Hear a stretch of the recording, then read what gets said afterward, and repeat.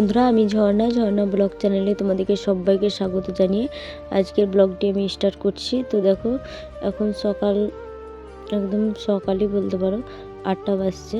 তো তারপরেতেই দেখো, এদিকে তো দিশারা স্কুলে যাচ্ছে, সবাই মিলে, বান্ধবীরা মিলিয়ে।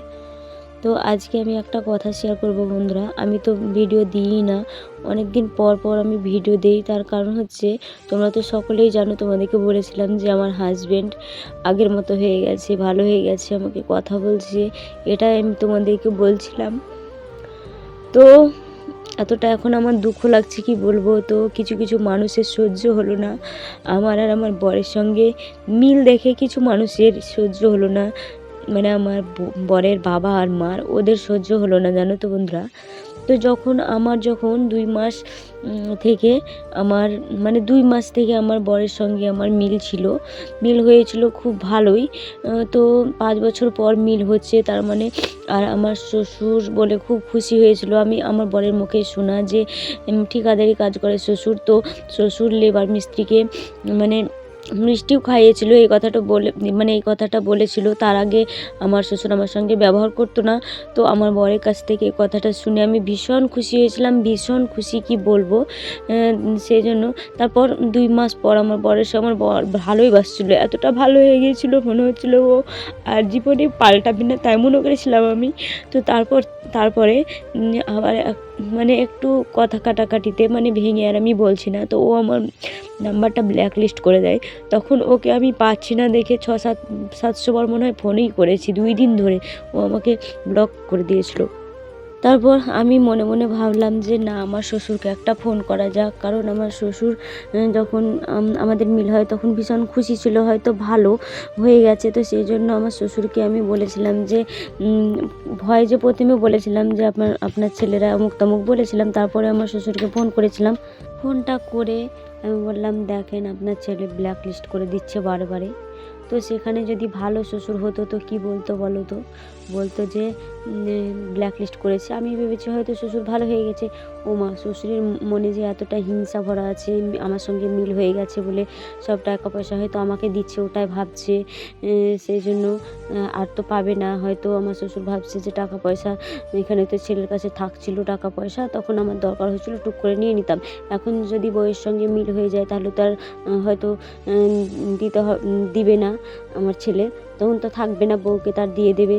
সেই কথাটা ভেবে শ্বশুর যদি আমাকে বলতো, মানে সেই কথাটা ভেবে আমার শ্বশুর দাঙ্গা লাগিয়ে দিল। যদি বলতো যে, আমি বললাম যে বাবা তো বলি না, বাবার মতো নয়, তাই তো যদি আমি বললাম যে দেখেন আপনার ছেলে ব্ল্যাক লিস্ট করে দিচ্ছে, তো সেখানে যদি আমার শ্বশুরের মনে হিংসা না থাকতো, যদি ভালো থাকতো, আসলে যে আমার শ্বশুর ছেলের কাছে ভালো হওয়ার জন্য মিষ্টি বিলিয়েছিল, সেটা সবাইকে দিয়েছিল, সেটা তো আমি আর জানি না। আমি ভাবছি আমার শ্বশুর ভালো হয়ে গেছে বলে আমি বললাম যে ব্ল্যাক লিস্ট করে দিচ্ছে আপনার ছেলে। সেখানে যদি আমার শ্বশুর ভালো হতো তাহলে কি বলতো যে থামো, আমি দেখছি কেন ব্ল্যাক লিস্ট করেছে, এতদিন পর মিল হলো, 2 মাস পর, দেখছি, তুমি রাখো ফোনটা, আমি দেখছি, দেখবে তোমাকে ফোন করবে একটু পরেই ও, তাই বলতো। কিন্তু সেটা না বলে এত খারাপ খারাপ ভাষায় গালাগালি দিয়েছে আমাকে, কি বলবো আমি, মানে এখনও আমার মনে পড়ছে। তারপর তো আগে দিলে তো পরে শুনতে হবে, তারপর আমিও বলি। ওরকম করতে করতে প্রচণ্ড ঝগড়া হয়ে গেছে, ঝগড়া হয়েছে। তারপর আমার দিদি আবার মেল করিয়েও দিয়েছিল। তো ওই যে আবারও সেই শ্বশুর হচ্ছে কাল, আবারও সেই শ্বশুর ফোনে কথা বলে, 3 দিক থেকে কথা বলছিলাম, আমি তো কেটে দিয়েছিলাম। আমি জানি যে আমার শ্বশুরের কথা ভালো নয়, সেই জন্য আবার ঝগড়া হতে পারে বলে আমি 3 দিক থেকে কল হচ্ছিল, আমার বর, আমার দিদি আর আমি, আমার শ্বশুর। তো আমি শ্বশুরকে যখন লাগায় কলটা, তখন আমি বন্ধ করে দিয়েছিলাম, মানে কেটে গিয়েছিলাম। আমি জানি যে ও একটা দাঙ্গা লাগাবেই। তো ঠিক পরে শুনছি যে ভালোই আমার দিদি ঠিক মিল করে দিয়েছিল আমার বরের আমার, আবার আমরা কথা হতো, সবই হতো।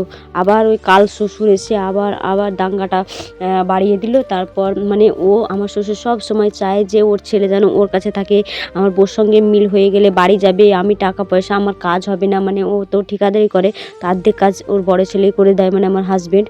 তো ও টাকা পয়সা তো আর কিছু পাবে না, ওই কাজ ভালো হবে না, সেই জন্য ও যাতে দাঙ্গাটা লেগে যায় সেটাই করেছে। কিন্তু আমার বর সেটা কিছুই বোঝে না, জানো তো বন্ধুরা।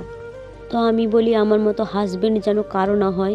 যদি আমি কোনো ওদের ব্যাপারে কথা বলি, মানে দোষ ধরি, তাহলে আমাকে বকে, কিন্তু বেঅন্যায় কথা বললে আমাকে বকে। কিন্তু ওর বাবা মা, ওরা মানে ওর বোন, ওর ভাই, ওরা যদি বেঅন্যায় আমাকে কথা বলে তখন ও কিছু বলবে না। আর আমি যদি ওদের ব্যাপারে কিছু বলি তো মানে সাপোর্ট দিবে ওই দিকেই, মানে আমার দিকে আর হবে না এরকম।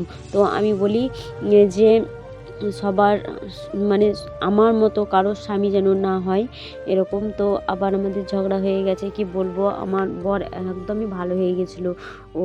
তারপর এই যে ওর কানে এতটা মন্ত্র দেওয়া হচ্ছে, এতটা দেওয়া হচ্ছে, কি বলবো, ও আর কোনো দিন ভালো হবে না আমি জানি।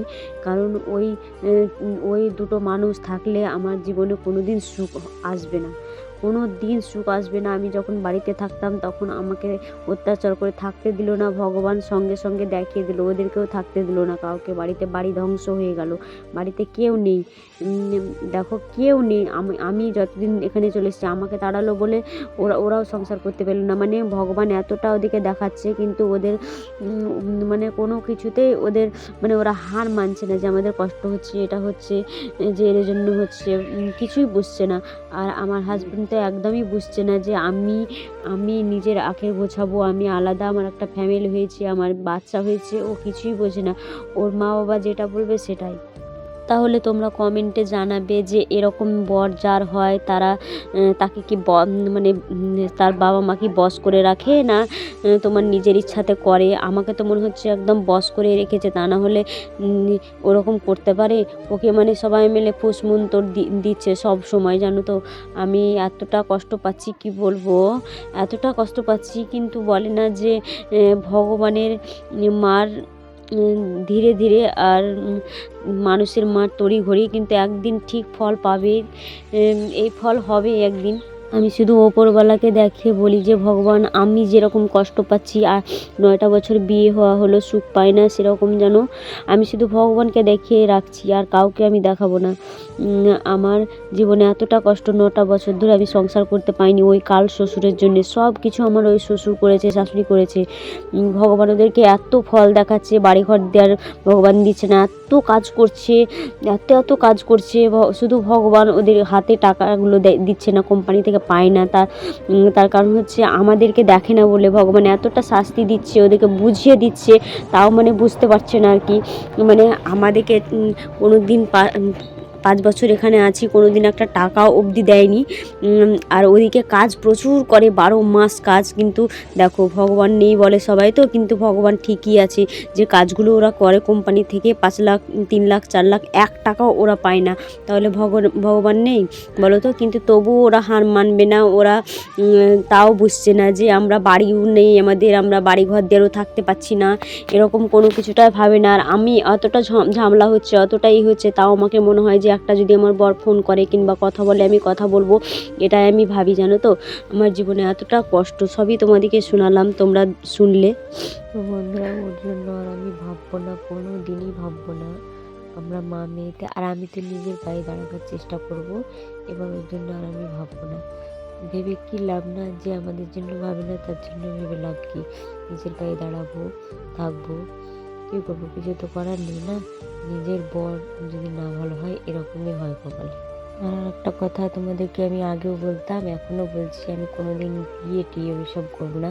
কারণ মানুষের মনে একটা হয়, একজনকে দিয়েছিলাম, তো আমি জানবো আজ থেকে যে আমার স্বামী নেই, মারা গেছে, ঠিক আছে? তো আর আমি কিছুই করবো না। মেয়েটাকে নিয়ে শক্ত করে একটু বাঁচতে হবে, নিজেকে নিজের পায়ে দাঁড়িয়ে মেয়েটার বিয়ে দিতে হবে, সেটাই আমি চাই। আর আজকে যদি আমার শ্বশুরের মেয়ে হতো, এতদিন কবে বিয়ে করিনি তো, আমার 5টা বছর ধরে আমি এতটা সহ্য করে আছি।